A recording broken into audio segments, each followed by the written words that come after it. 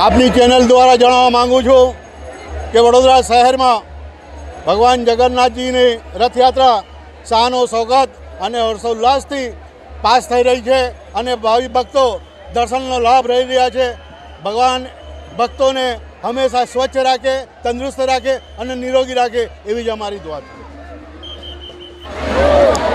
આજે વડોદરા શહેરમાં 45મી શ્રી જગન્નાથજીની યાત્રા છે અને એની અંદર જે રાવપુરા મચ્છીપીઠના મુસ્લિમો, તાજા કમિટી, વડોદરા શહેરના જાહિદ બાપુ, ગુડ્ડુભાઈ, મસ્તાન ભાવ દરગાહ કમિટી દ્વારા સ્વાગત કરવામાં આવે છે।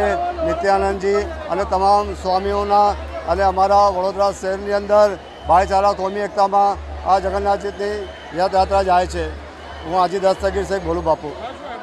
આજે 25મી ભગવાન જગન્નાથની રથયાત્રા છે અને તમામ શ્રદ્ધાળુઓને મચ્છીપીઠ વિસ્તારના તમામ મુસ્લિમ સમાજ તરફથી અમે સ્વાગત કરીએ છીએ અને આગળ પણ અમે સ્વાગત કરતા આવીશું।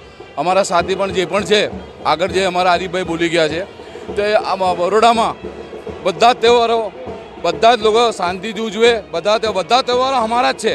હિન્દુસ્તાનના જેટલા પણ તહેવારો છે હિન્દુ, મુસ્લિમ, શીખ, ઈસાઈના એ આપણા બધા માનીને ચાલીશું। આપણા બરોડામાં ભાઈચારાથી કોમી એકતા જળવાઈ રહે એ માટે હું અલ્લાહ ભગવાનથી દુઆ કરું છું।